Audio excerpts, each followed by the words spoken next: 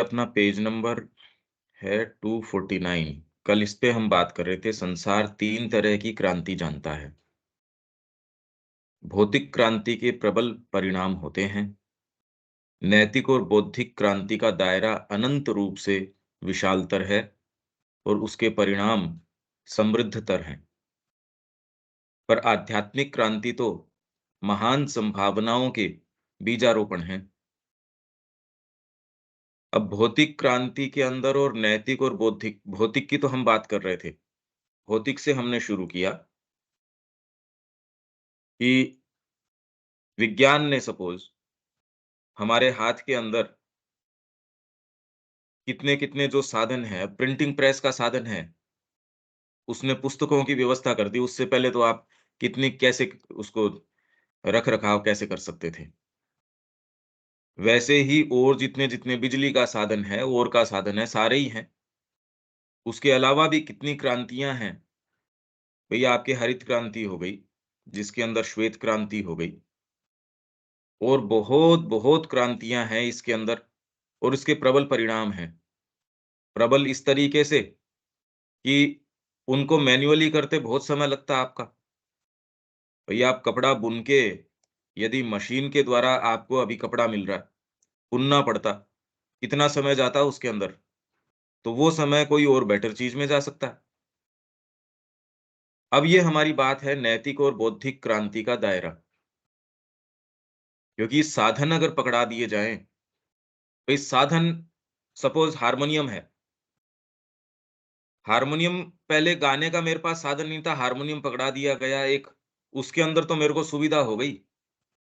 पर यदि बुद्धि के अंदर एक नया कोई चेंज आ जाए, परिवर्तन आ जाए, क्रांति आ जाए, पहले गाने वाला कोई सामान्य सा व्यक्ति है और उसको ही व्यक्ति चेंज कर दिया जाए मान लीजिए, तो कितना उसका दायरा, उसका स्कोप बढ़ जाएगा। उसके ऊपर जो संगीत उसी हारमोनियम के ऊपर होने वाला है, वो तो सोचो आप कैसा होने वाला है। इसलिए आपकी सारी वो ही साधन-संसाधन हैं, जैसे ही बुद्धि के अंदर एक नया विचार, एक नई चीज़ आती है, भई आपकी भौतिक चीज़ें वैसी की वैसी हों, पर बुद्धि के अंदर एक नया विचार आपके प्रवेश कर गया, कि नहीं भई ये जीवन इस तरीके से नहीं, इसके अंदर तो अपने को ऐसे जीना चाहिए। जैसे ही व्यक्तिगत स्तर के ऊपर भी ये आपके एक नई चीज़, एक नया तत्व, जिसको हम क्रांति कह सकते हैं, कैसे आपकी सारी चीज़ों को चेंज कर देगा, ये देखिए आप। आप आध्यात्मिक हो ये कोई ज़रूरी नहीं है। इसमें आध्यात्मिकता की क्या बात है? भई सारे दिन जो मूलभूत जिन्होंने कोई जीवन में काम किया है सपोज़, कोई एक उद्देश्य आ गया, एक व्यक्ति है, कहा साहब मैं तो अपनी पत्नी को लेके जा रहा था और बीच के अंदर मृत्यु हो गई। अब बीच में ये पहाड़ है, यदि ये न होता तो मैं जल्दी हॉस्पिटल पहुँच जाता। तो वो जाता है और छेनी हथेड़ी हथौड़ी से उसको पूरे पहाड़ को तोड़ देता है। अब ये कोई आध्यात्मिक क्रांति तो नहीं है, पर एक व्यक्ति के जीवन में ये आ गई, कोई विचार एक आ गया, अरे ये क्या? और वो कोई ऐसी चीज़ कर देता है जो सामान्य तरीके से संभव नहीं थी। ऐसे ही अब ये क्या-क्या हो सकता है? तो मैं आपसे एक स्क्रीन शेयर करता हूँ। ये अपन पढ़ के भी गए हैं, बस खाली ये रिमाइंड करने की बात है। फ्रांसीसी क्रांति जैसे हमने, वो कोई आध्यात्मिक क्रांति एज़ सच थोड़ी थी, पर वो कर क्या रही थी? वो मैं आपसे स्क्रीन शेयर करता हूँ। ये फ्रांसीसी क्रांति।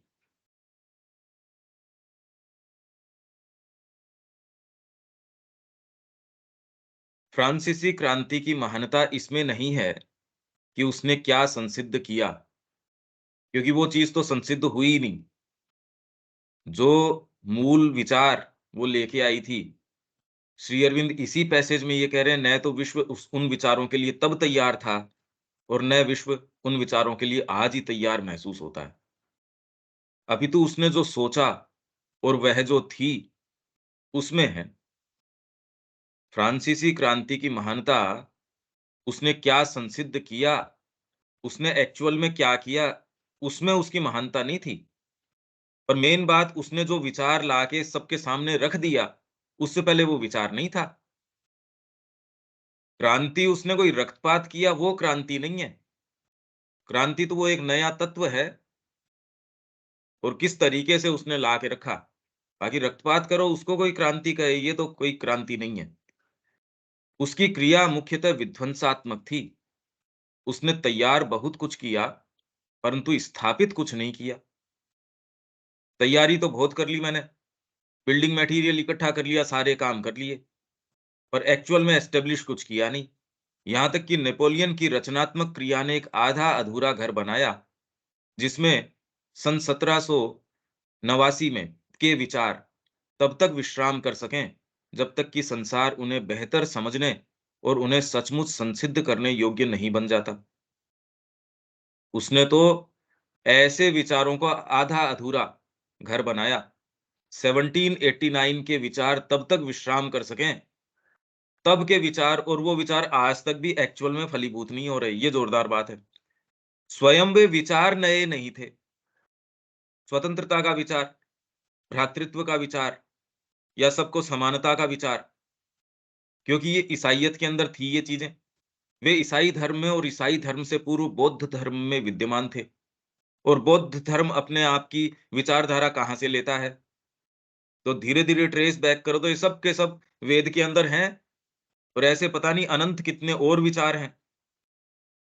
और जिस तरीके से इसको सामने लाया गया, इस तत्व को, परंतु 1789 में पहली बार वे गिरिजाघर और किताब बाइबल से बाहर निकले, और उन्होंने शासन तंत्र और समाज को नवीन सांचे में ढालने की चेष्टा की। तो एक विचार आपके आ गया कि ये इस तरीके से नहीं, शासन को इस तरीके से चलाना चाहिए, तो क्रांतियां आ गई। यह एक असफल प्रयास था, परंतु उस असफलता ने भी यूरोप की सूरत बदल दी। और ये प्रभाव मुख्य रूप से उस शक्ति, उत्साह और सच्चाई के कारण था, जिससे कि उस विचार को पकड़ा गया था, और जिस पूर्णता के साथ उसे प्रयुक्त करने की चेष्टा की गई थी। ये बात हमारे साथ भी है। हम कह रहे हैं आध्यात्मिकता या ये विचार, पर एक्चुअल में न तो उसको, उस विचार को हमने शक्ति के साथ अपनाया, न उत्साह के साथ, और न सच्चाई के साथ। ये पावर्स उसके अंदर है नहीं। इसलिए वर्तमान में जीवन को जो एक्चुअल में जो शक्तियां गाइड करती हैं, वो तो निम्नतर हैं। ये सारा पढ़ने उसके बावजूद भी जो भी विचार हम इसमें से लेते हैं, उसके अंदर यदि शक्तिपूर्वक, उत्साहपूर्वक, सच्चाई के साथ वो नहीं लो, तो वो प्रभावी नहीं होता। इसकी असफलता का कारण था ज्ञान की अपूर्णता, कल्पना की अधिकता। ज्ञान नहीं था। क्या ज्ञान नहीं था? ट्रायंगल तो आ गया, खड़ा कैसे करें? कल्पना का अधिकता थी उसमें। कल्पना ज़्यादा थी, हाँ, ऐसे कर देंगे, ऐसे कर देंगे। बात ठीक ठीक थी, एग्ज़ीक्यूशन नहीं था। और एग्ज़ीक्यूशन इसलिए नहीं था, क्योंकि ये कह रहे हैं ज्ञान की अपूर्णता थी उसमें। आधारभूत विचारों, प्रकारों, स्थापित की जाने वाली चीज़ों का तो ज्ञान था, परंतु व्यवहार में उन विचारों का कोई अनुभव नहीं था। क्या करें उसका? यही बात हमको, हमारे सामने सबसे बड़ी समस्या है। श्री अरविंद का दर्शन पढ़ तो लिया, पर उसको एक्चुएट कैसे करें? अब उसके आधार पे मतलब आगे कैसे चलें? यही तो एक बहुत बड़ी समस्या हम लोगों के सामने है, कि अब व्यवहार में उसके साथ क्या करना चाहिए? उसके आधार के ऊपर पहले तो एक संस्थागत तरीके से, फिर पूरे राष्ट्र में वो चीज़ कैसे आए? ये तो अब तक कोई कल्पना में ही नहीं है। श्री अरविंद ने सारे सूत्र दिए। इसलिए माँ ने कहा, इंदिरा गांधी को जो 70 के अंदर उन्होंने पत्र लिखा, जो संदेश दिया, उन्होंने कहा श्री अरविंद की यदि पुस्तकें पढ़ते हो, उनके पास भारत के विषय में और विश्व के विषय में योजना थी। उन्होंने मेरे को बताया था। तो यदि आप उनकी पुस्तकें पढ़ते हैं, तो आपको उनके अंदर वो सारे सूत्र मिल जाएँगे, जो राष्ट्र की स्थितियों को एकदम सुव्यवस्थित करने के लिए, या विश्व की स्थितियों को सुव्यवस्थित करने के लिए जो आवश्यक हैं, वो सारे सूत्र हैं भई उसके अंदर। क्योंकि श्री अरविंद को पता था, श्री अरविंद के साथ पूरी एक व्यापक के पास पूरी योजना थी, कि कैसे चीज़ों को व्यवस्थित किए जाना है, राष्ट्रीय स्तर के ऊपर। और अंतर्राष्ट्रीय स्तर के ऊपर। वो तो सब मनुष्य जाति के लिए, वो कोई एक जने के लिए, प्रांत के लिए, उसके लिए थोड़ी काम कर रहे थे। वो तो पूरी मनुष्य जाति के सामने और पूरे सूत्र दिए, कोई कह के नहीं छोड़ दिया यूँ ही। व्यवहार में उन विचारों का कोई अनुभव नहीं था। अब ये दोनों बातें देखो अलग-अलग हैं। उस समय तक यूरोपीय समाज में जो चीज़ भीतर तक बैठी हुई थी, वह स्वतंत्रता नहीं, गुलामी और दमन था।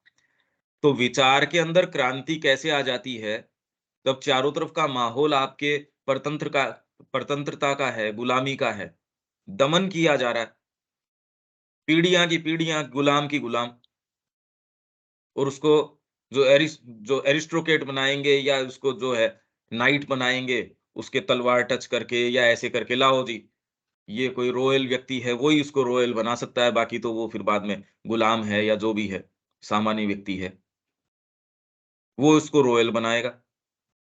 अब बड़ी विचित्र बात है, और जो नहीं बनाए, नहीं बनाए, और तो उसका भाग्य इतना अच्छा नहीं है।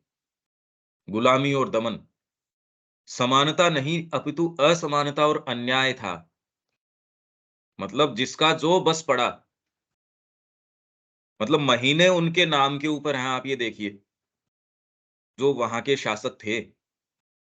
और ऐसी विचित्र बात थी, इस बार हमको तनख्वाह थोड़ी-सी लेट देनी है सारों को। तो एक काम करो, महीना लंबा कर दो। 60 दिन का महीना बता दो, अपने आप 30 दिन गायब, अब कोई कहने लायक की स्थिति में नहीं। भई आपके आपके पास कोई 30 दिन की तनख्वाह या 1 महीने की माँगने आए, और आप पूरे निरंकुश शासक हो, देने का मन नहीं है, एक काम करो, महीना इस बार जो है तब से शुरू होगा। हिसाब-किताब है ये अब से नहीं, एक काम करो, ये उस तारीख से हम नया साल मान लेंगे। ऐसी-ऐसी चीज़ें।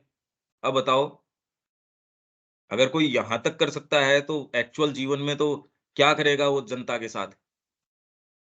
ऐसी चीज़ें, असमानता और अन्याय, कोई न्याय का प्रश्न ही नहीं, कल्पना तक नहीं कि इस चीज़ की कोई सुनवाई नहीं, तेरे को जचे ठीक है, नहीं जचे तो अब ठीक है, जो है सो।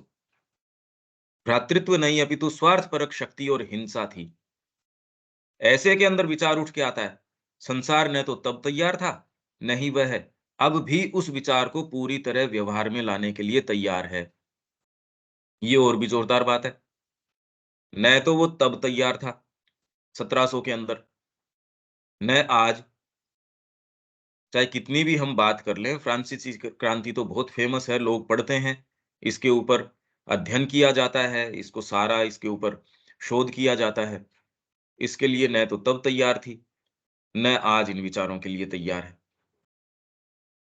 वह यह मनुष्य जाति का लक्ष्य है, और हम अब भी लक्ष्य से बहुत दूर हैं। तो कहाँ आध्यात्मिक क्रांति? इसीलिए मैंने कहा, अरे आध्यात्मिकता की कहाँ, अभी तो इन बातों की बात करो। ये हमको दिखाएगी कि हम बंधे हुए वर्तमान में कहाँ हैं। नहीं, आध्यात्मिकता की तो हम बात कर लें, पर हमारी जो रस्सी है वो हमको इससे यहीं तक नहीं जाने दे रही। परंतु समय आ गया है कि उससे मिलती-जुलती चीज़ का प्रयास किया जाए, और इसके लिए पहली आवश्यकता है भ्रातृत्व का अभ्यास। ये तो बार-बार अपन चर्चा करते ही हैं। भ्रातृत्व का व्यवस्थापन, भ्रातृत्व एस्टेब्लिश किया जाए। पर ये चीज़ खाली माँ ने वहाँ एक हमको एक प्रारूप प्रदान किया, और तो कहीं देखने मिलता नहीं। और तो इसका कहीं कोई व्यवहार में लाया जा रहा हो, ऐसे उदाहरण देखने को कम आते हैं। इंडिविजुअल हो सकते हैं, जो आत्मा के आधार के ऊपर हैं, कोई गुरु हैं या कोई विशेष व्यक्तित्व है। अब एक छोटे ग्रुप को वो लेके चल रहा है, वहाँ तक तो हो सकता है, क्योंकि बंधुत्व के भाव और उसके अभ्यास के बिना न तो स्वतंत्रता और न ही समानता थोड़े से काल से अधिक समय तक बनाई रखी जा सकती हैं। अगर बंधुत्व का भाव न हो, तो स्वतंत्रता और समानता दोनों किस आधार पे? सभी स्वतंत्र हैं और सभी समान हैं, तो आप शासन कैसे करो? कोई भी एक व्यवस्था कैसे करो? क्योंकि समानता किस चीज़ की है? समानता तो आपकी डीपेस्ट पार्ट की है, और स्वतंत्रता, भई किसको कहें स्वतंत्रता? मेरी खुद की प्राणिक प्रकृति को यदि मैं खुली छूट दे दूँ, तो बुद्धि भी कहेगी ना, गलत बात। तो बुद्धि भी उसके ऊपर अंकुश लगाएगी, गलत है ये। तो समाज के अंदर आप स्वतंत्रता को कैसे एग्ज़ीक्यूट करेंगे? व्यक्ति अपने अंदर ही नहीं कर सकता, जब तक कि ये कोई डीपर या हायर आधार न हो।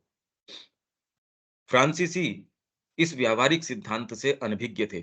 उन्होंने स्वतंत्रता को आधार बनाया, भ्रातृत्व को अधिरचना और त्रिकोण को उसके शीर्ष के बल स्थापित किया।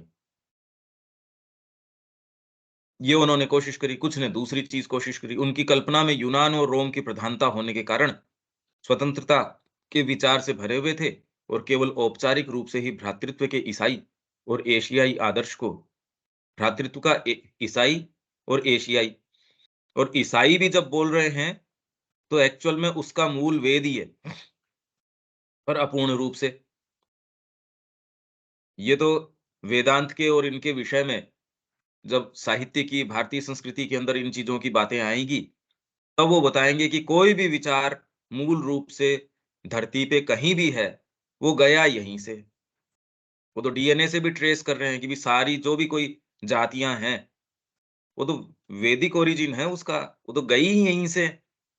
मनुष्य जाति गई यहाँ से है, वो तो डीएनए से ट्रेस कर रहे हैं। तो अब इसको तो कैसे रिफ्यूट कर दो आप?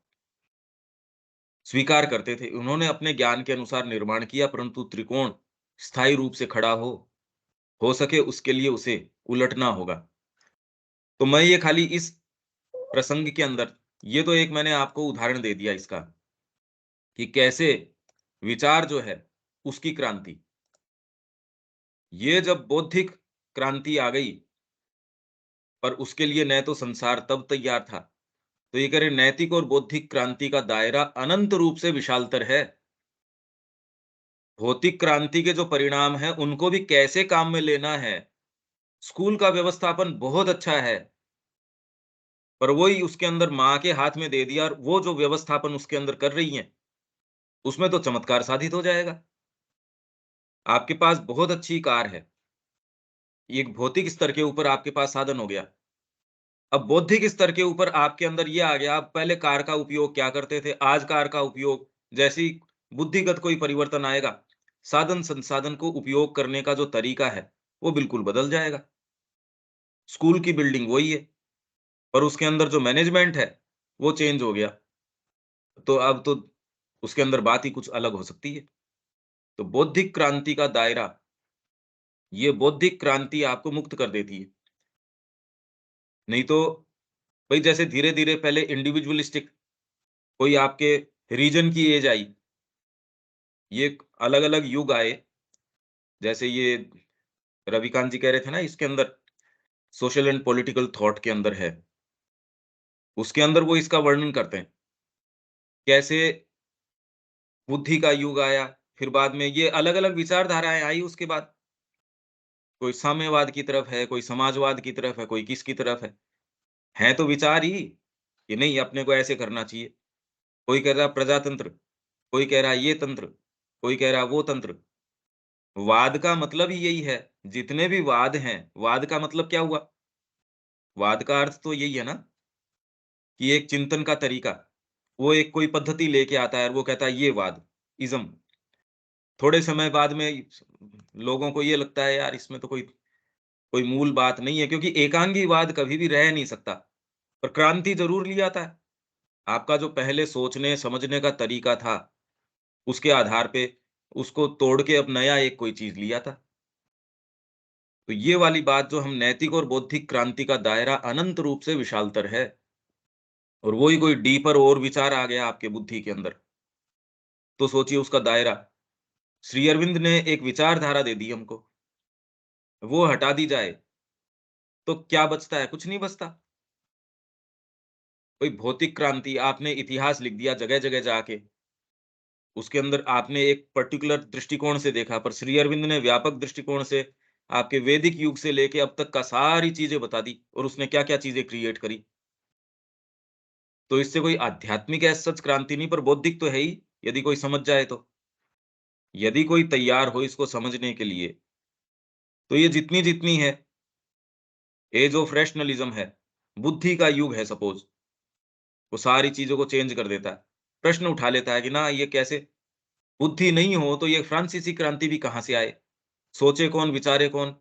बौद्धिक क्रांति तो है, विचार लेके आई, एस्टेब्लिश तो आज तक भी नहीं हुई। ये कुछ-कुछ है, बाकी तो इसके अंदर अपनी जो पॉलिटिक्स के ऊपर है, उसमें अलग-अलग युगों का अपन ने पॉलिटिक्स के तरीके से, तो ट्रुथ अबाउट मॉडर्न पॉलिटी अपनी एक टाइटल है। वो हिंदी उसका जो है ना वो, पर वो मुश्किल है और उसको यहाँ कोई प्रासंगिकता भी नहीं है। उसकी समय से आ जाएगी जब अपन 25वाँ वॉल्यूम पढ़ेंगे तब। अच्छा, यहाँ तक तो ठीक है क्या रविकांत जी?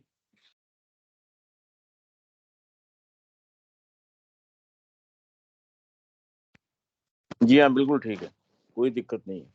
इनमें दोनों में आप अंतर कर पा रहे हैं क्या? बौद्धिक क्रांति और एक भौतिक क्रांति। बहुत क्लियर है, भौतिक क्रांति तो जितनी कल डिस्कशन हुआ था सारी भौतिक क्रांति है, और बौद्धिक क्रांति ये विचारों की क्रांति है।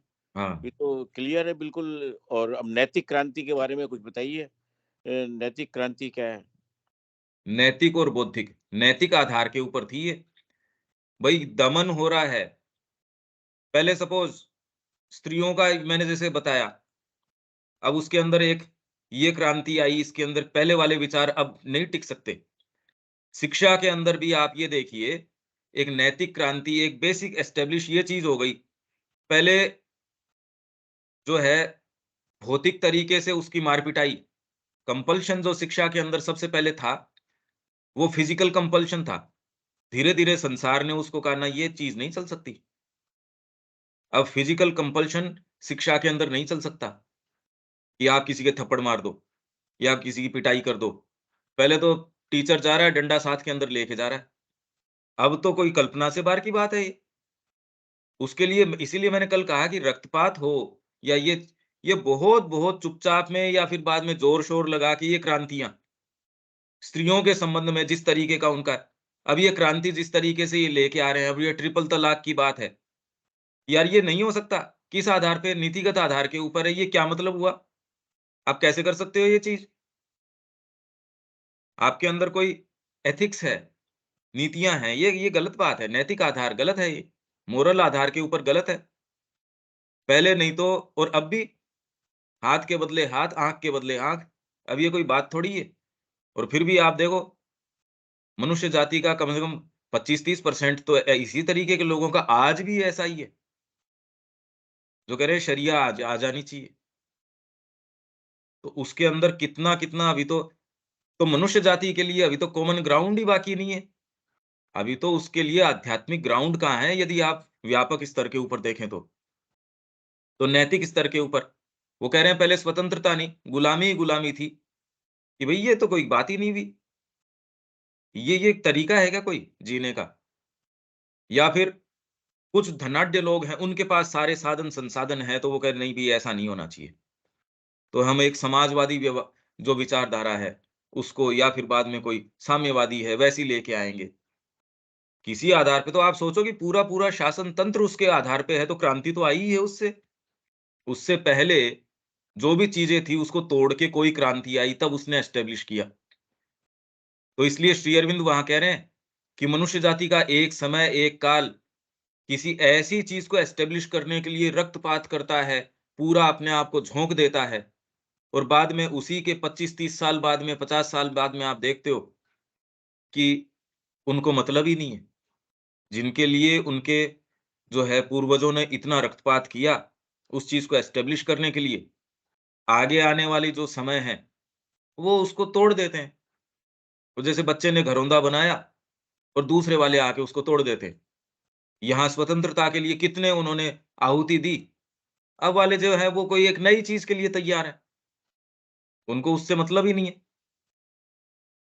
तो कितना-कितना उन्होंने ये जितने भी वाद हैं, वो क्रांतियाँ ही तो हैं या फिर बाल विवाह, ये तो नहीं हो सकता, ये गलत बात है। तो शिक्षा के अंदर, चिकित्सा के अंदर, चिकित्सा में धीरे-धीरे नए-नए, नए-नए विचार आ रहे हैं अभी। वो कह रहे हैं, "भई ये चीज़ तो नहीं हो सकती।"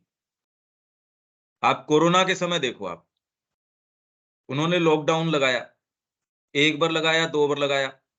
पूरे विश्व में अगले बार जब लॉकडाउन लगा, ये खबरें आनी शुरू हो गई, साहब गोली मार दो, घर के अंदर नहीं रहेंगे। तो एक जनरल इंप्रेशन, क्रांति मतलब कोई सारे युद्ध के अंदर चले जाएँ, ये नहीं। विचारधारा पूरे विश्व में कितनी तेज़ी से फैलती है आजकल, ये देखो आप। एक किसी के साथ कोई अनाचार हुआ, सबके अंदर ये एक ऐसी चीज़ फैल कि नहीं भई ये चीज़ तो नहीं होनी चाहिए। भई अन्ना हज़ारे का जो मूवमेंट था, क्या था? उससे कोई करप्शन चला गया हो, ऐसी बात भी नहीं है। उससे जो चीज़ निकल के आई, वो तो जो है सो हम अपने सबके सामने है। पर किस चीज़ ने मूव किया? किस विचार ने नहीं भई ये गलत बात है। मोदी जी ने कहा सफाई अभियान। अब देखो बौद्धिक एज़ सच कोई विचारात्मक, कोई बुद्धि के परिवर्तन की नहीं, पर वो तो एक कि हमको ये करना चाहिए, एक नैतिक आधार के ऊपर कि ये तो करो। तो ये एक क्रांति, और ये क्रांति कोई हमको क्रांति नहीं नज़र आती। क्योंकि क्रांति शब्द से हम तो ये मानते हैं कि भई इसके अंदर ये चीज़ें होनी चाहिए। पर आज आप देखिए कि एक कोई विचार, एक कोई नई चीज़, पूरा विश्व तुरंत कह देता है ना गलत है ये गलत बात है भई, ये नहीं चलने वाली। तो इसीलिए राजनीति के अंदर सारे समीकरण कितनी तेज़ी से टूट रहे हैं, वो देखो आप। उसके लिए आपको अब तलवारों की, तोप की, इनकी आवश्यकता नहीं है। तो ये होने से आपके सूचना का आदान-प्रदान, एक बौद्धिक आधार होने से अब वर्तमान स्थिति ये हो गई कि कोई भी वाद जो है ज़्यादा प्रभावी है नहीं। सबने अपने रंग दिखा दिए, हम में कोई भी वास्तव में प्रजातंत्र है, एक्चुअल में कहाँ प्रैक्टिस किया जा रहा है देख लो। प्रजातंत्र तो खाली अब नाम-नाम है, अच्छा नाम है एक। कहने में तो डिबेट के अंदर कहेंगे कि कॉन्स्टिट्यूशन सबसे ऊपर है। हमारा जो कॉन्स्टिट्यूशन है या कोई भी देश कहता है बस ये मेरा तो लास्ट है, हमारी धर्म ग्रंथ से भी ऊपर है, पर प्रैक्टिस तो होता नहीं। क्योंकि उसके रंग पता चल गए। पर ठीक है, एक रेटरिक के लिए, बोलने के लिए बोलते हैं। बाकी तो इन चीज़ों का अब कोई आधार नहीं है। अब तो सच्चा आधार, अगर हम ये देखें कि अतिमानस ने आके क्या चीज़ की, तो ये तो एक बढ़िया चीज़ कह सकते हैं या क्या कह सकते हैं मेरे को नहीं पता, कि कोई भी चीज़ पे हाथ रख सकेंगी। अब कोई दुनिया किसी वाद को लेके चल पाए, ऐसा तो नज़र नहीं आता। क्योंकि सबने दिखा दिया कि कितने ये खोखले हैं। विश्व ने सारे जितने भी चिंतन धाराएँ हैं, उनकी संभावनाओं को पूरा टटोल के देख लिया। शासन तंत्र की सारी प्रणालियाँ करके देख ली। ये तंत्र, वो तंत्र, ये वाद, वो वाद, ये नीतियाँ, वो नीतियाँ। अब तो आगे आने वाला समय यदि मनुष्य जाति को डिसेंटली रहना है, तो उसके अंदर कोई उसको वास्तव में जो श्री अरविंद कह रहे हैं, उसी आधार के ऊपर एकीकृत हो सकती है। अब वो देर आए के कैसे आए, जैसे भी आए, पर आना तो पड़ेगा यहाँ तक। तो ये जो क्रांति है, ये कुछ-कुछ क्लियर हो रहा है रविकांत जी? जी, क्लियर हो रहा है। आध्यात्मिक जो है वो क्रांति, वो अभी तक आई नहीं। जिसका इन द श्री सेंस ज़्यादा हैं जोर जी? है। हैं? जिस पर श्री अरविंद का सबसे ज़्यादा जोर है। उसी आधार पे मनुष्य जाति का एकीकरण होना चाहिए। जी हाँ। और इस क्रांति का अर्थ ये है कि आपकी अंतरात्मा आपके सारी चीज़ों को गाइड करे। और जी, उस आधार के ऊपर जो है मनुष्य जाति का पूरा जो संगठन है, मनुष्य जाति जिस चीज़ के लिए आई है, यदि हम पूरे क्रम विकास को देखें, इस क्रम विकास के अंदर जैसे जड़ तत्व है, फिर बाद में प्राण तत्व है, फिर बाद में मन, पर मन अभी तक एस्टेब्लिश नहीं हुआ और उसका कारण हमने पढ़ा। ये तो हम पहले पढ़ के गए थे कि जब तक अगली अवस्था नहीं आती, तब तक मन भी इसीलिए देखिए आप, मन का आविर्भाव होने के बावजूद भी मनुष्य अभी कोई वास्तव में कहा जा सके कोई आइडियल मानसिक सत्ता अभी तक नहीं है। क्योंकि एक दूसरा तत्व जब तक नहीं आ जाता, तब तक तो बेचारा नीचे के बोझ से इतना प्रभावित है कि आप शांति से बैठ के सोच नहीं सकते। शांति से बैठ के कोई आपके आदर्श भी है, उसका पालना कहाँ कर पाते हैं? अभी तो और चीज़ें ही नीचे से खींच रही हैं। आध्यात्मिक क्रांति की भीतर से ये क्रांति आने की आवश्यकता है कि कॉमन तरीके से मनुष्य जाति को सबको ये उपलब्ध हो। मनुष्य जाति का, राष्ट्र का एकीकरण, उनके बीच का जो व्यवहार है, ट्रांज़ैक्शन है, वो इस आधार पे हो। अभी तो सारा जो ट्रांज़ैक्शन है व्यक्ति का व्यक्ति के बीच में, समाज का समाज के बीच में, वो तो अहम के ऊपर आधारित है। मेरी छोटी-छोटी तुष्टियाँ हैं, वो कितनी पूरी कर सकता हूँ मैं? वही व्यक्ति का मतलब शादी का आधार भी खाली ये है कि मैं इससे कितना जो है सुख ले सकता हूँ। और वो सुख का फिर बाद में एक थोड़े लंबे समय तक हो, समाज ने एक ऐसी व्यवस्था कर दी, तो कॉम्प्रोमाइज़ करके रहते रहते हैं बस। उसमें आजकल इस तरीके का है नहीं, घोर अहंकार उसमें है, इंडिविजुअलिस्टिक सोच विचारधारा है, तो उसमें कोई फ़र्क नहीं पड़ता। अब सारों ने ये कि ठीक है, शादी तो अब जितने दिन है बस 2 साल है या कितने भी दिन है, दूसरी कर लो, ये कर लो, वो कर लो। तो कॉमन आधार यदि हमारा अहंकार का ही बना हुआ है, जब तक इसमें अंतरात्मा नहीं आती और वो आपको व्यवस्था नहीं प्रदान करती, तो अगला चरण इसी के लिए, ये आध्यात्मिक क्रांति। इसमें कुछ लोग आए, उन्होंने एक सीमित प्रकाश फैलाया, वो क्रांतियाँ आई अवश्य। उसने कोई आगे के लिए क्योंकि आगे के लिए आयाम तो खाली श्री अरविंद ने खोला है। वो जितनी भी क्रांतियाँ आईं, उन्होंने इतना ज़रूर किया, भई यदि आप बुद्ध की बात करो, आप ईसा की बात करो, तो वो उनको एज़ सच आप आध्यात्मिक क्रांति कहो, ऐसा नहीं है। वो तो नैतिक या ऐसी चीज़ें, वो लेके आए। राम जी का भी आप आध्यात्मिक तत्व एज़ सच नहीं, वो तो निरंकुशता थी। भई आप सारा प्लॉट देखो उसका, तो उसमें ये है कि माइट इज़ राइट, किसी का भी बस चले, किसी की पत्नी को उठा के ले गए कि ना भैया, ये चीज़ नहीं चलेगी। इसलिए मर्यादा, भई किसको रिप्रेज़ेंट करते हैं? तब तक तो निरंकुशता थी, जिसके जो मन में आया सो ठीक है। मेरे पास बल है तो मैंने कर लिया, तो उन्होंने आके एस्टेब्लिश किया ना, ऐसे नहीं किया जा सकता। तो नीतिगत क्रांति तो है। आध्यात्मिक क्रांति क्या होती है कि अंतरात्मा के आधार पे और आप सारी चीज़ों का व्यवस्थापन करो। इंडिविजुअल साधना को आप आध्यात्मिक क्रांति का नाम नहीं दे सकते। मूवमेंट है वो तो, मूवमेंट्स आए, आंदोलन है एक तरीके से, जिसके अंदर रामकृष्ण जी का आगमन है या फिर और ऐसे लोग हैं, चैतन्य महाप्रभु का आगमन है। कितने-कितने ऐसे हैं, इन्होंने एक प्रभाव डाला। इसने विचारधारा के ऊपर प्रभाव डाला, जीवन के तरीके के ऊपर प्रभाव डाला, पर एक आध्यात्मिक आधार के ऊपर पूरी कम्युनिटी चल रही हो या पूरा एक व्यापक तरीके से उसको एस्टेब्लिश कर दिया जाए, इसी का प्रयास एक जितनी भी सफलता के साथ माँ ने पौंडीचेरी के अंदर किया, कि इस तरीके से कम्युनिटी ऐसे भी चल सकती है। जहाँ 2000 लोग कम से कम उस समय थे और सारों का आधार क्या? भई आध्यात्मिक आधार था, जिसमें बाहरी कोई भेद नहीं, कितनी भी कैसी भी विभिन्न विचारधाराएँ, विभिन्न संस्कृतियों से लोग आ रहे हैं और उनको एक सूत्र में कौन बाँध रहा है? माँ के प्रति उनका जो भी कमिटमेंट था, जो भी आध्यात्मिकता के लिए जो जो भी था, ये क्रांति तो अभी आनी है और ये ही करने की चीज़ है और ये महान संभावनाओं के बीजारोपण हैं। तो इसके अंदर यदि व्यक्ति भी प्रयास करता है, तो भी वो आगे के लिए महৎ जो संभावनाएँ हैं, वो खोलता है। ये ही करने लायक काम है। जैसे यदि बौद्धिक क्रांति आती है, तो वो भौतिक क्रांतियों के लिए भी सुदृढ़ आधार पैदा कर देती है। अगर बुद्धि में आपका विकास होता है, तो भौतिक आप क्या कर सकोगे, उसके दायरे बढ़ जाएँगे। अगर बुद्धि नहीं है, जो उदाहरण कल शब्या जी दे रही थी, भई कंप्यूटर सामने रखा है, अगर हमको उसका ज्ञान नहीं हो, तो क्या कर लेंगे? ठीक बात है। इसलिए बैठने वाला व्यक्ति यदि समझदार है, तो भौतिक चीज़ को अच्छे से काम में ले सकेगा। ये कोई बौद्धिक क्रांति नहीं हुई। ये तो ये है कि बुद्धि अगर बेटर होगी, तो भौतिक को बेटर काम में ले सकेगी। पर यदि अंतरात्मा होगी, तो बुद्धि की क्रांतियाँ हैं, वो और ज़बरदस्त तरीके से हो सकती हैं। ये सोचो आप।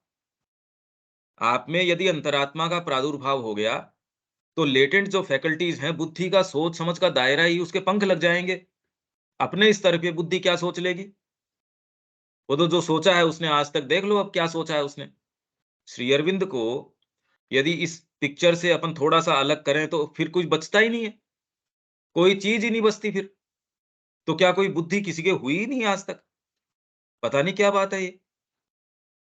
अगर ये तो कैसा सौभाग्य, थोड़ा-सा यदि हम देखें जिन भी चीज़ों के ऊपर श्री अरविंद की लेखनी ने काम किया है, वहीं उन्होंने तो चमत्कार साधित कर दिया।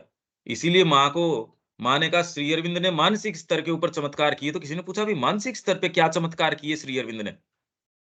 उन्होंने कहा सारे तो चमत्कार कर दिए। जहां पहला सेंटेंस श्री अरविंद लिखते हैं, वहां नया सृजन कर देते हैं।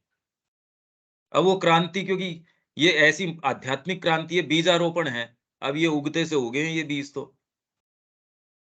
भाई जिस तरीके का माहौल है, बाहर कोई कंड्यूसिव चारों तरफ कोई माहौल है नहीं, बीज उग रहा है।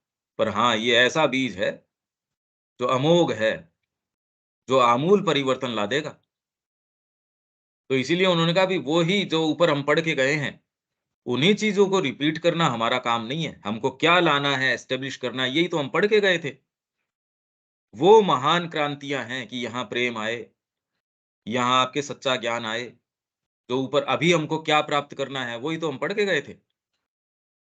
तो अभी तक भी हमने वो प्राप्त नहीं किया है, और उसकी तरफ यदि हम मूव करते हैं, यदि ये विचार भी और इस तरीके से सारे में आ सके, तो ये तैयारी होगी आगे के लिए। तो आध्यात्मिक जो क्रांति है, ये तो हमारे लिए तो भई इस क्रांति का पर्याय माँ और श्री अरविंद का आगमन है। और जो लोग आए हैं, उन्होंने अपने तरीके से कार्य किया है। तो जितने भी अवतार आए, वो अपने साथ एक सर्टेन कोई भी अभिव्यक्ति, एक क्रांति, एक नया तत्व लाने के लिए आए। नहीं तो जो भी काम उन्होंने किया वो कोई ऋषि भी कर सकता था। जैसा वर्णन मिलता है, जो क्रियाएँ भगवान की लीलाएँ हैं, भई अवतार तत्व के बारे में पढ़ो श्री अरविंद का। वो एक ऐसी चीज़ लाने के लिए, एक नया तत्व लाने के लिए आते हैं, जो उनकी उपस्थिति के बिना नहीं हो सकता था। आप बुद्धि के स्तर के ऊपर वो ही कॉम्बिनेशंस बिठाते रहो। भई आपके पास 10 कलर हैं, आप उन कलर्स से लेके खूब चीज़ें बनाते हो और खूब अनंत काल तक बनाते रहते हो, पर उसमें कोई नया तत्व नहीं आया, क्रांति नहीं है। क्रांति का अर्थ है टेक्नोलॉजी को ही चेंज कर देना, कि आप उन 10 के दायरे में ही सीमित नहीं हो, आपका दायरा ही बदल गया, वो है क्रांति। बाकी तो एक अच्छा कलाकार, एक कोई मान लो कोई कलाकार नहीं है, 10 रंगों से क्या बनाएगा? एक बच्चा क्या बना लेगा? बहुत अच्छा कलाकार है, उससे चमत्कार बना देगा वो। पर ये क्रांति नहीं है। बौद्धिक स्तर पे ठीक है जो है सो।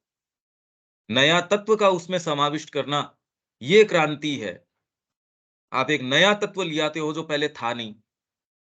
तो हमारे लिए आध्यात्मिक क्रांति की यदि बात करें, तो ये तो महाश्री अरविंद का आगमन है। ये ही हम तो इसका पर्याय ले सकते हैं। बाकी तो जो हुए हैं सो हुए हैं। भई हम जिस काल में जी रहे हैं, हमारे लिए तो इसका पर्याय यही है, और कोई दूसरा इसका अर्थ हो नहीं सकता। और इसीलिए बीजारोपण है। आज उनकी जो बातें हैं, समझने के लिए हम तैयार नहीं हैं, इसलिए वो बीजारोपण है। फुल फ्लावर्ड है या कोई उसके फल लग रहे हैं, ऐसा नहीं है, अभी तो बीजारोपण है। ये क्रांति ने बीज रोप दिए। एक आगे आने वाली जो संभावनाएँ हैं, महज़ जो संभावनाएँ हैं मनुष्य जाति के सामने, तो श्री अरविंद का शुरू से मेरे ये ड्रीम्स थे। जिस समय मेरे ये ड्रीम थे, उस समय तो ये एक भी इनमें से ऐसा लगता था कि असंभव हैं। अब जो हैं, इनमें 3 तो जो हैं ऑलरेडी संसिद्ध हो चुके, और जो बाकी हैं, वो संसिद्ध होने की प्रक्रिया में हैं। अब ये कैसे होंगे, क्या होंगे, वो एक्चुअल तो डिटेल्स की बात नहीं करी जा सकती, पर माँ श्री अरविंद ये ही काम कर रहे थे। उनको पता था कि कितनी भी जो आज तक की आध्यात्मिकता ऊँची से भी ऊँची है, उसमें कोई फ़ायदे वाली बात नहीं है। ये नया तत्व जब तक नहीं आता, ये आध्यात्मिक क्रांति है, कि पूर्ण रूप से आत्मा का यहाँ आविर्भाव हो जाए। उसके लिए अब किस आधार की आवश्यकता है, कि जब तक मृत्यु है, अज्ञान है, ये सारी चीज़ें हैं, इनकॉन्शियंस है, तब तक इसके लिए आधार नहीं है। तो ये आधार तैयार करो। ये सारा काम वो कर रहे थे। इसलिए ये महान बीजारोपण है। तो और कोई क्रांतियाँ रही होंगी या नहीं रही होंगी, हमारे लिए वर्तमान में जो सबसे प्रासंगिक चीज़ है, वो तो माँ श्री अरविंद का आगमन है। उनका उनकी विचारधारा, और यदि हम थोड़ी श्रद्धा रख सकें, तो उनकी उपस्थिति कहीं गई भी नहीं है। वो तो यदि आप हृदय में थोड़ा-सा पुकारते हैं, तो आपको उत्तर तुरंत मिलता है। और आप यदि उनसे प्रेरणा ग्रहण करना चाहें, तो आपको इंडिकेशंस मिलते हैं। तो आपके लिए तो उनकी उपस्थिति जीवंत है। आप जो भी अभीप्सा करते हैं, वो निश्चित रूप से आप कर ही पाएँगे। तो अब आपके लिए कोई कोई ऐसा कि जिसके लिए आपको उदास होना पड़े, भई आपके पास ये सुविधाएँ नहीं है, ऐसा तो है ही नहीं। हम जो चाहेंगे वो कर सकेंगे। आप उनसे जुड़ने के लिए प्रार्थना करते हैं, उनकी पूरी शक्ति आपके अंदर प्रभावी हो सकती है। तो हमको तो सारी संभावनाएँ हैं हमारे पास।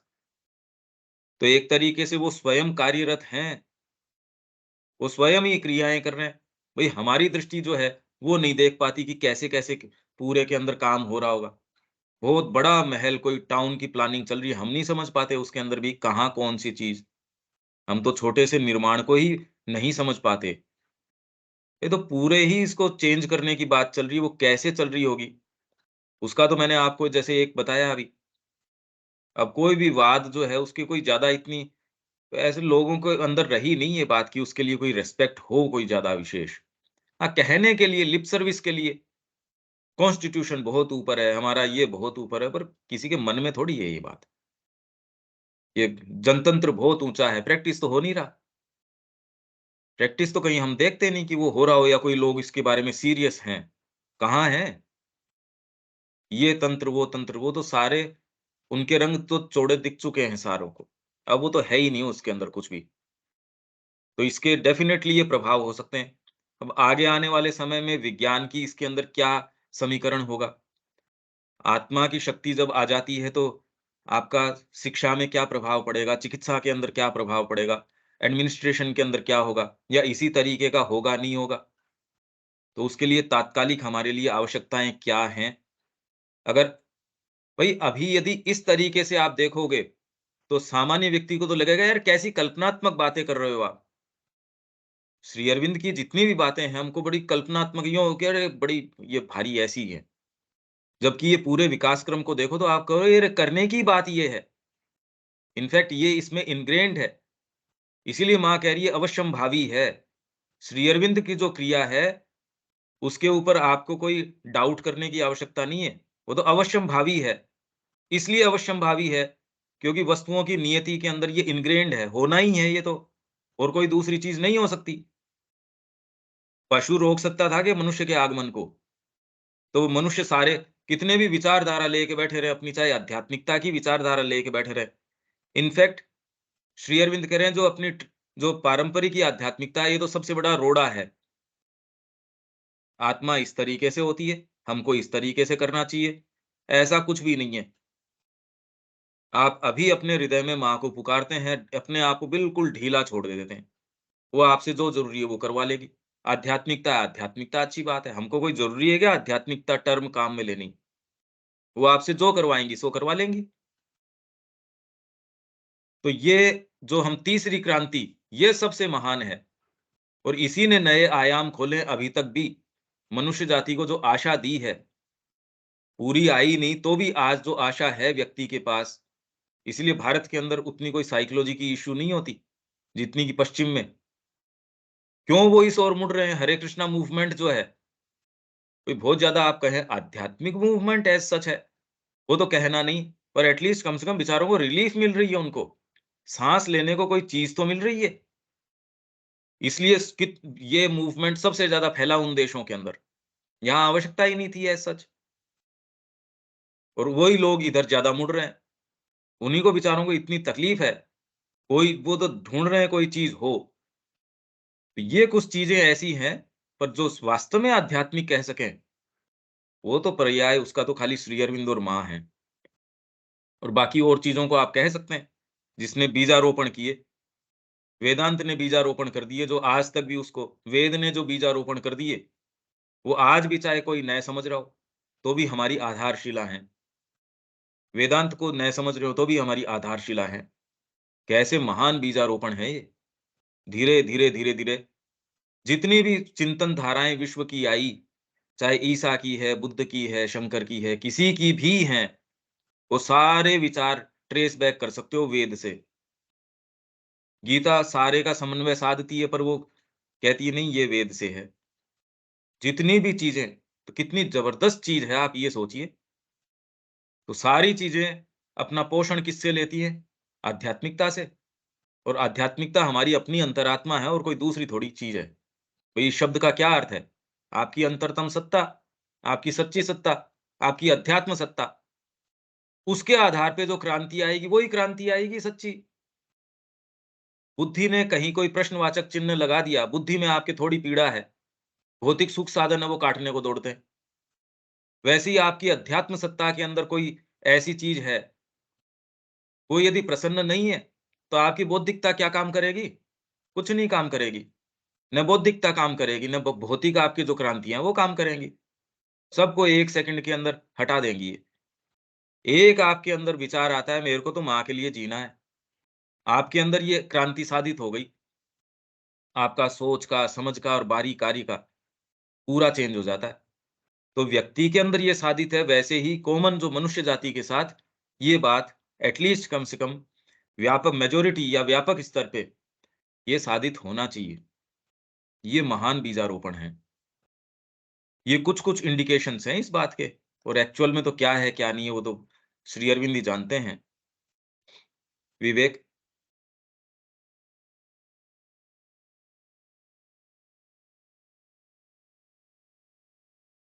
ठीक है भैया, समझ में आया। इसमें कोई बात, कोई चीज़ रविकांत जी? नहीं, कुछ नहीं कहना सर। ठीक है। इसमें आगे पढ़ देता हूँ मैं।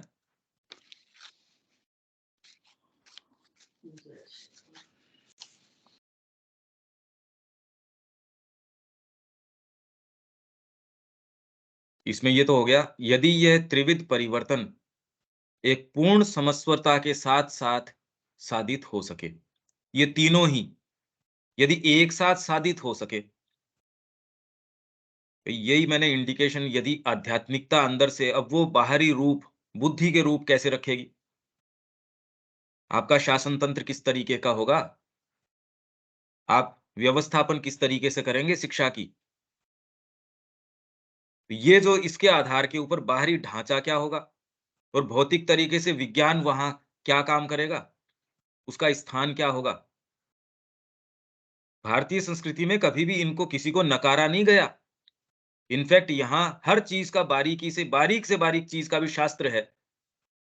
तो विज्ञान को वैभव ही तब मिलता है, आध्यात्मिकता इनको दरकिनार नहीं कर देती। आध्यात्मिकता कोई एकांगी चीज़ थोड़ी है।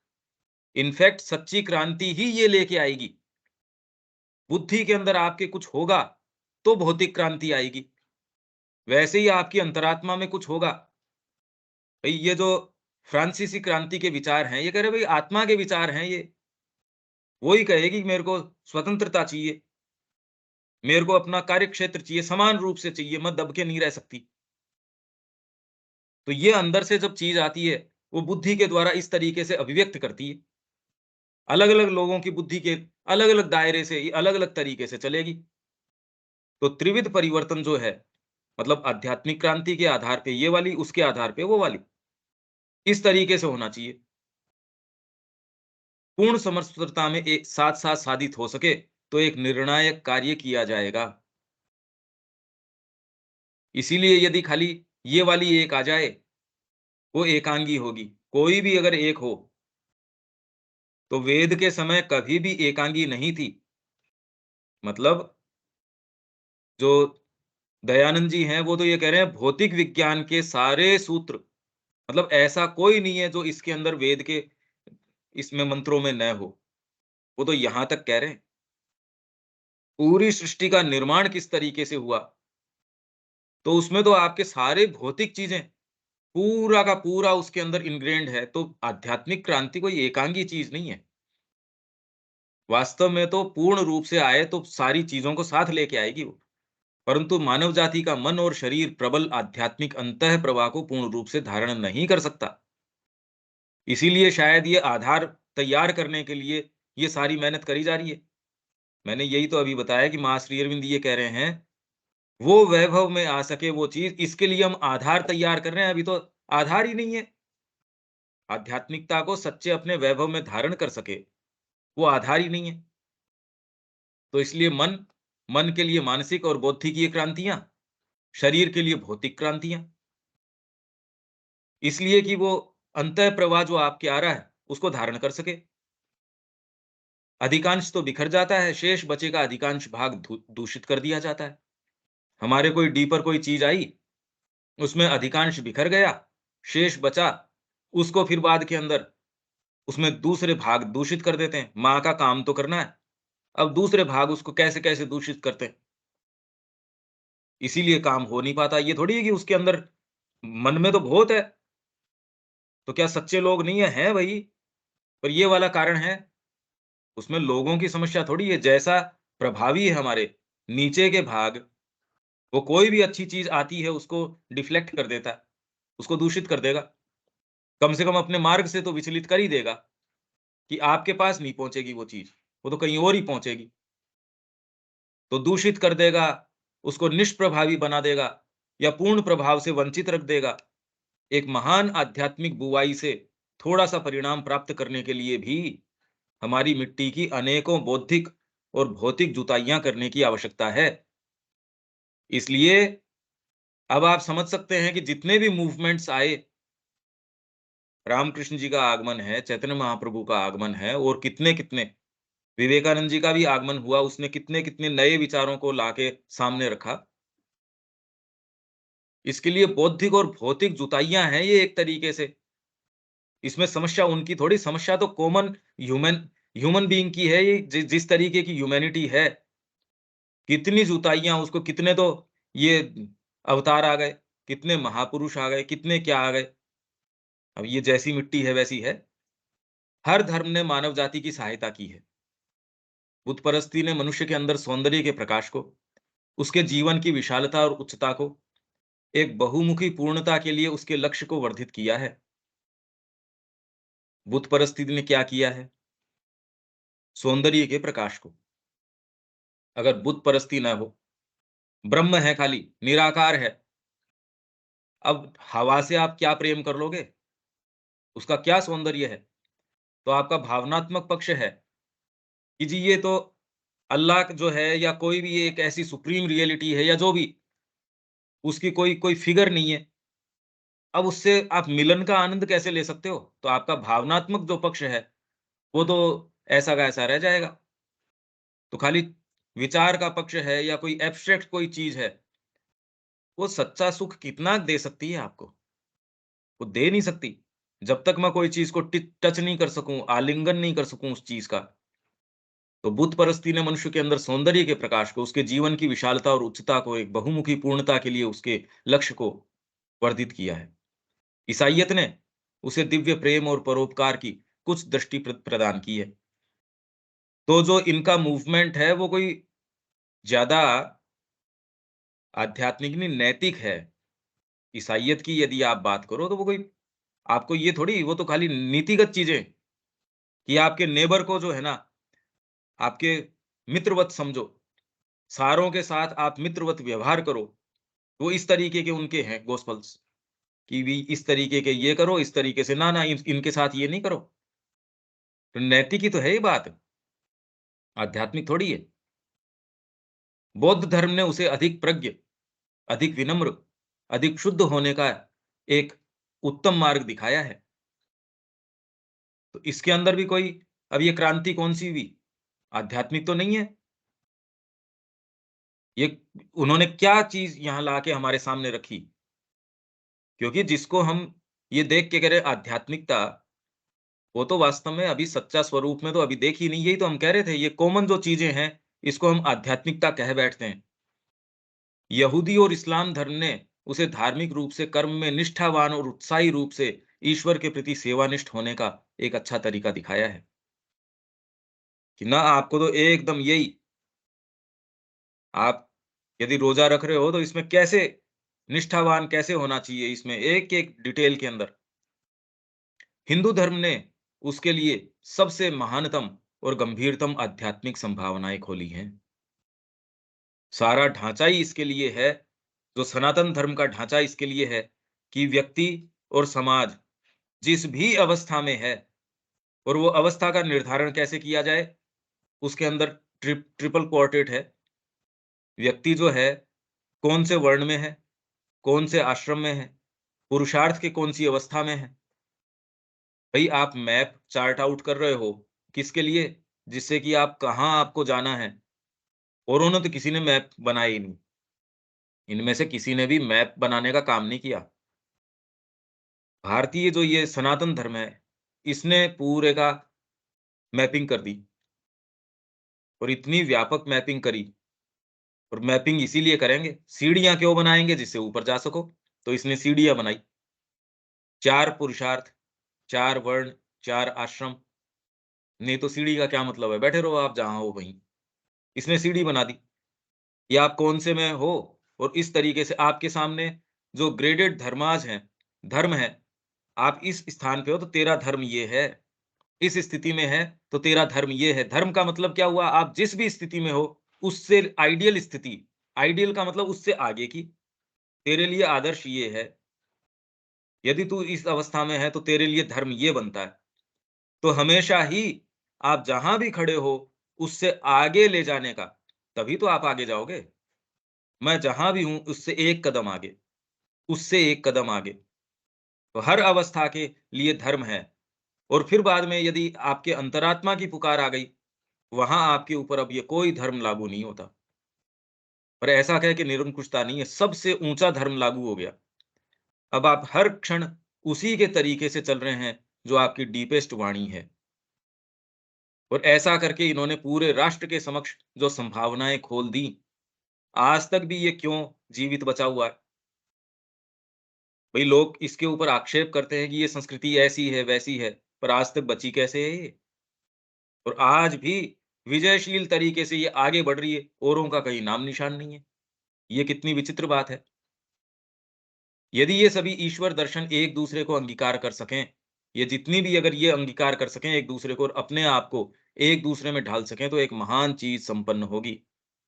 परंतु बौद्धिक हठधर्मिता और पंथीय अहंकार मार्ग में रोड़ा है। मेरी वाली चीज़ तो ऊँची है ये, इसलिए वेद में ऐसी कहीं कोई चीज़ नहीं है।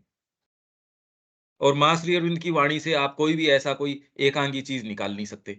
इसीलिए मैंने कहा कि हमारे लिए कोई-सी भी क्रांति की बात करो, उसका पर्याय इनका आगमन है, इनकी वाणी है, इनका दर्शन है। इसमें से आप कोई बौद्धिक हठधर्मिता आप में है, तो भले ही आप ज़बरदस्ती कुछ करो, बाकी श्री अरविंद और माँ की शिक्षा में तो ठोक के आप कोई चीज़ एक फ़ोर्ज कर दी इसी साँचे में, ऐसा कर नहीं सकते। कि ये क्लियर कट जी माँ तो यही वाली चीज़ कह रही है। माँ तो मूर्ति पूजा की कह रही है, माँ तो ध्यान की कह रही है, माँ तो एकेश्वरवाद की कह रही है, कुछ नहीं, कोई वाद निकाल ही नहीं सकते आप उसमें से। श्री अरविंद की वाणी में से कोई आप कोई एकांगी चीज़ निकाल लो, ऐसा कुछ नहीं है, कुछ भी नहीं है। वो तो सर्वांगीण और सच्चे रूप में सर्वांगीण है। आगे का हम आगे पढ़ लेते हैं, बाद में। यहाँ भी इसके संबंध में कोई आपके अगर प्रश्न हो तो कल हम लेना चाहेंगे। ये बहुत ज़्यादा गंभीर बातें चल रही हैं ये सामान्य स्तर की बातें नहीं चल रही हैं। इसको समझ पाना अपने आप के स्तर पे वो भी बड़ा मुश्किल है। बहुत ज़्यादा भारी विचार हैं ये, बहुत डीप, बहुत प्रोफाउंड विचार हैं ये। इसके विषय में कुछ कहना चाहेंगे? आपका कोई रिफ्लेक्शन, कोई प्रश्न रविकांत जी? नहीं, मैंने इसको 5-6 बार पढ़ा है, कई दिन से पढ़ रहा हूँ और बहुत ही इंटरेस्टिंग है, बहुत ही बढ़िया है ये। कई बार पढ़ चुका हूँ मैं इसको। तो ये अभी कॉमन आधार है नहीं, मनुष्य जाति तैयार ही नहीं है इन विचारों के लिए अभी। जी हाँ, अगर ये इस होता तो ये जितनी भी हम देख ही रहे हैं रात-दिन क्या बातें चल रही है और जी, कहाँ श्री अरविंद की बात और कहाँ ये। तो जी हाँ, सामान्य व्यक्ति को यदि आप कहो तो वो ये कहेंगे आप कल्पना की बातें कर रहे हैं। जी हाँ, हम ये चर्चा खाली इसलिए कर रहे हैं कि हमको ये पता चल जाए श्री अरविंद ने ऐसा क्यों कहा, ये कल्पना है या ये आएगी ही, मनुष्य जाति के पास और कोई दूसरा रास्ता है नहीं। ये बात यदि ये कड़ी हम जोड़ सकें, तो हमारे लिए ये ठीक रहेगा। ये अब इसके ऊपर विचार करो कि क्यों ये अवश्यंभावी चीज़ है। ये तो आनी ही है, देर-सवेर ये तो आएगी ही आएगी। जल्दी मनुष्य जाति तैयार हो जाए तो उतना ही सुख पाएगी, नहीं तो उतने दिन तकलीफ पाती रहेगी। विवेक,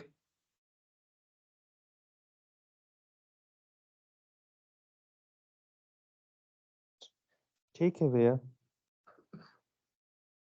शब्या जी या किसी के भी और कोई आप लोगों के किसी को कोई बात या कोई प्रश्न या कोई चीज़ क्योंकि ये प्रसंग तो भाई ऐसे तो एक से एक प्रसंग श्री अरविंद के आएंगे, और ये तो एक व्यापक परिप्रेक्ष्य दे रहे हैं, पर जहाँ गहन साधना की बातें या वो चीजें आएंगी, अब उनको कैसे कम्युनिकेट करेंगे, कैसे नहीं करेंगे, मैं नहीं जानता। ये तो उनकी खुद की कृपा है जो करवाएगी हमसे, बाकी हमको नहीं पता। आगे आने वाले जितने भी विषय हैं वो इतने प्रोफाउंड विषय हैं। हाँ, पर वो तो कम्युनिकेट इसलिए भी नहीं किए जाएंगे जब तक आप एक्टिवली साधना नहीं अपना लेते, तब तक तो वो पता नहीं है ना कि वो बात क्या है। हाँ जी, शब्या जी, ठीक है यहाँ तक? क्या ठीक है? यहाँ तक ही है कि साधना करके अपने में जब परिवर्तन महसूस करें और उसी के तरह आचरण करें, तभी कुछ हो सकता है, ऐसे नहीं हो सकता। हाँ, और वाह। हम नहीं, ये क्या जो भैया जो इसको ये जो श्री इसको अरविंद का विचार है, ये जो दर्शन है, हमारा परिप्रेक्ष्य खोल देता है, हमारी आंखें भैया खोल देता है, और हमको मूव किस दिशा में कैसे करना चाहिए, उसके लिए हमारे सामने पूरा ग्राउंड खोल देता है। नहीं तो ये सेंस ही नहीं है कि करें क्या। यहाँ तो इन्होंने सब चीजें दे दी, देखो आप, कल्पना से परे है ये सारी बातें। दे तो हम लोग को सब दिए भैया, लेकिन चूंकि हम लोग इसके संपर्क में आए ही नहीं। किताब है, अभी जब एक एक पैरा आप खोल रहे हैं तो इसमें जो बात कही गई है और हम ऊपरी तौर से पढ़ के जो समझ रहे हैं, दोनों में तो आसमान जमीन का अंतर है। हाँ हाँ, बिल्कुल। दोनों में आसमान जमीन का हाँ अंतर है। हाँ, बिल्कुल और सही है, एक सही है। बात हमारे मन में आ, कई बार ये प्रश्न आया है कि जिस समय श्री अरविंद का आगमन हुआ धरती पर, उस समय ऐसे कई अम, आध्यात्मिक पुरुषों का जन्म हुआ, जैसे महर्षि रमन हुए, लेखराज सिंह जी हुए, जो ब्रह्म समा नहीं, उन लोग का ब्रह्म कुमारी लोग को चलाए। सफल सदाफल जी हुए, जो कबीर पंथ वाला लोग का आध्यात्मिक मार्ग चल रहा है। और जैसे आप इस पर जोर दे रहे हैं ना कि श्री अरविंद जो लिखे हैं, जो बोले हैं, यही है और कोई नहीं बोले हैं, तो उसी तरह स्वर वेद वाले भी बोलते हैं कि स्वर वेद में जो है वैसा कोई लिखा ही है नहीं, कोई बोला ही नहीं है। हाँ, इस पर हमसे हुई थी तो हम उनको सावित्री किताब दिए थे। हम स्वरवेद भी पढ़े हैं, है हमारे पास, और ये भी पढ़े, तो हमको यही लगा कि जो जिस भाषा में का ज्ञान था, उसी भाषा में अपने अनुभव को लिखा है, और उसके फॉलोवर सब उसी को ही है, लेकिन मान के चल रहे हैं। कुछ परिवर्तन तो हो रहा है, लेकिन अभी पूर्ण परिवर्तन नहीं है, लेकिन एक क्रांति चल रही है भैया। हाँ, ये चल रही है, और यही हमको लग रहा है कि एक तरफ इस तरफ भी लोग जा रहा है, और दूसरा तरफ जो नहीं, संसार की इसमें स्थिति दिखता है। प्रैक्टिकल करने के लिए एक चीज आप इसमें सहयोग कीजिए, और आप तो कर भी रहे हैं शब्या जी, की ये जो पुस्तक अभी हिंदी में पहला भाग आ जाएगा ना श्री अरविंद का, हाँ, ये जितने लोगों के पास जा सके, क्योंकि अब तो इसके ऊपर अपने ये जो ऑडियो वीडियो भी है, तो किसी को समझने में भी थोड़ी आसानी हो जाएगी। भाई एटलीस्ट कम से कम तो हम इन तो इन सबको वही बता भी रहे हैं भैया, हम्म, बता रहे हैं जी, कि कई लोग आपका ही सुन के भी बोल रहे हैं कि अलग बात बोल रहे हैं, अलग बात बोल रहे हैं। तो हाँ, जब तक अपने हम उदाहरण नहीं बने, तब तक तो बहुत। नहीं, अपने तो इनकी वाणी को जितना फैला सकते हैं ना, हाँ, भाई अपने व्यक्तिगत जीवन के अंदर, स्वयं के जीवन में उतारें, और आगे और के लिए क्या करना चाहिए वो तो माँ ने उनको, इंदिरा गांधी को जितना ही वो कह रही थी। करवा देंगी, तो ये तो करवाती है। आगे से आगे अपने को ये इसका प्रचार कीजिए, प्रचार मतलब इसका प्रसार कीजिए इसको, जितने ठीक। जनों के पास ये जाएगी, उनका बुद्धि का, चिंतन का, सारे का दायरा चेंज हो जाएगा। तो ये जो क्रांति आ जाएगी इससे, वो जीवन के अंदर ही बदल जाएगा। इसका और कोई इफेक्टिव तरीका है नहीं। इसका सबसे अच्छा तरीका और सबसे निरापद तरीका, जिसमें कोई दिक्कत वाली बात नहीं है। इनके ये साहित्य का वितरण तो हम बहुत समय से हाँ, जो बिल्कुल। भी मिल रहा है, जैसे स्टूडेंट में भी हमको ये दलाल का किताब सब ही समझ में ज्यादा हमको समझ में जो सके, तो हम जी, बहुतों बच्चे लोग में उसमें वितरित भी किए थे। जी। और ये करना है अंदर नहीं, तक आप ये ही कर रहे हैं, आप तो ऑलरेडी ये कर रहे हैं, पर मैं ये कह रहा हूँ हम सारे ही इसी उद्देश्य को लेके ये सारा कार्यक्रम हमने शुरू किया था, कि भई कैसे भी इनकी शिक्षा जाए, लोगों के पास विचार तो आना शुरू हो, ये ऐसी भी चीज़ें हैं। तो ये इतना करते हैं, फिर जो हो सो हो, क्योंकि करने वाले तो स्वयं उनकी करने उपस्थिति तो है। वाले मदद है ही, कर रही हैं। और ये जो तरह-तरह के आप लोग सबके संपर्क में ही लाई, तो उन्हीं की योजना का एक हाँ, ही है, बिल्कुल। जो बाकी हम लोग इसमें जो क्रिया कर रही हैं, वो तो देखो माँ श्री अरविंद की उपस्थिति है। मतलब ये तो हमको वो इसके बारे में उसमें तो चिंता की डिनाई नहीं आवश्यकता कर नहीं है। तो इसलिए ये हमारे लिए ये भी है कि यदि हम उनसे अपने आप को जोड़ देते हैं, तो वो कुछ भी करवा सकती हैं। इसलिए इसमें हमको कोई ठिठकने की, झिझकने की उसकी आवश्यकता नहीं है। अपने तो पूरा दृढ़ संकल्प होके और अपने काम में अपने को नियोजित करें, बस। ये हम संकल्प लेके कल फिर मिलते हैं। जय श्री ठीक है माँ। बेटा, जय श्री राम। जय श्री राम।